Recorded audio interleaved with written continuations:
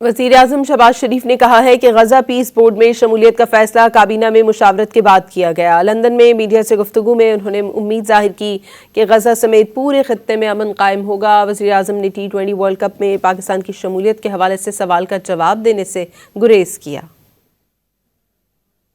पाकिस्तान को इन्विटेशन मिली, वो हमने मुशावरत के साथ काबीना ने उसके शमूलियत का इख्तियार दिया, उसको हमने ज्वाइन किया इस उम्मीद के साथ कि इंशाअल्लाह गजा में अपना जो अमन कायम होगा, जो फ़लस्तीनी हैं उनको इज़्ज़त और वक़ार के साथ उनके हकूक़ मिलेंगे और गजा की रिकन्स्ट्रक्शन होगी और पूरे खत्ते में अमन कायम होगा।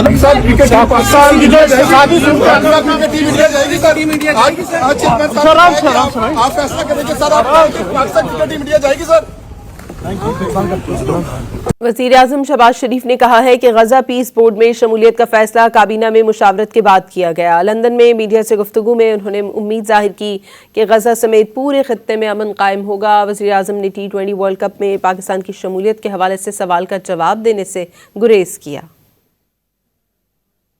पाकिस्तान को इन्विटेशन मिली, वो हमने मुशावरत के साथ काबीना ने उसके शमूलियत का इख्तियार दिया, उसको हमने ज्वाइन किया इस उम्मीद के साथ कि इंशाअल्लाह गजा में अपना जो अमन कायम होगा, जो फ़लस्तीनी हैं उनको इज़्ज़त और वक़ार के साथ उनके हकूक़ मिलेंगे और गजा की रिकन्स्ट्रक्शन होगी और पूरे खत्ते में अमन कायम होगा।